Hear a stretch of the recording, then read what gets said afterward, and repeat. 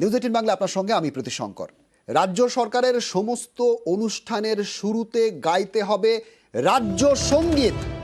অনুষ্ঠানের শুরুতে 1 minute 59 second ধরে এই রাজ্য সঙ্গীত গাইতে হবে। যে কোনো অনুষ্ঠান, সেই অনুষ্ঠানে 1 মিনিট 59 সেকেন্ড ধরে রাজ্য সঙ্গীত গাইতে হবে। বিস্তারিত জানবো, সোমরাজ রয়েছে আমার সঙ্গে। সোমরাজ, ঠিক কি সিদ্ধান্ত? দেখো, বিভিন্ন জেলাগুলি এবং বিভিন্ন দফতরগুলিকে নির্দেশিকা পাঠিয়ে জানানো হয়েছে যে রাজ্য সরকারের যে কোনো অনুষ্ঠান, কর্মসূচি বা প্রকল্পের শুরুতে রাজ্য সঙ্গীত গাইতে হবে। গুরু রবীন্দ্রনাথ ঠাকুরের লেখা বাংলার মাটি বাংলার জল হিসাবে রাজ্য সঙ্গীত গাইতে হবে। অনুষ্ঠানের শুরুতে রাজ্য সঙ্গীত গাইতে হবে। রাজ্য সঙ্গীত গাওয়ার সময় সকলকে উঠে দাঁড়াতে হবে, এই মর্মে নির্দেশিকা জারি করা হয়েছে। সদ্য প্রাক্তন মুখ্য সচিব হিসাবে হরিকৃষ্ণ দ্বিবেদী এই নির্দেশিকা জারি করেছেন।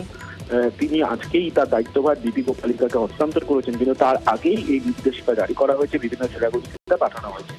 পাশাপাশি এটাও বলা হয়েছে যে কোনো সরকারি অনুষ্ঠান বা সরকারি প্রকল্প বা সরকারি কর্মসূচির ক্ষেত্রে অনুষ্ঠানের শুরুতে বাজবে রাজ্য সঙ্গীত এবং তারপর শেষে বাজানো হবে জাতীয় সঙ্গীত। দুটি ক্ষেত্রেই সম্মান দিয়ে উঠে দাঁড়াতে হবে সকলকে। পাশাপাশি রাজ্য দিবস হিসাবে 1লা বৈশাখকে সম্মানের সঙ্গে পালন করতে হবে, এই মর্মেও নির্দেশিকা নবান্নের তরফে জারি করা হয়েছে।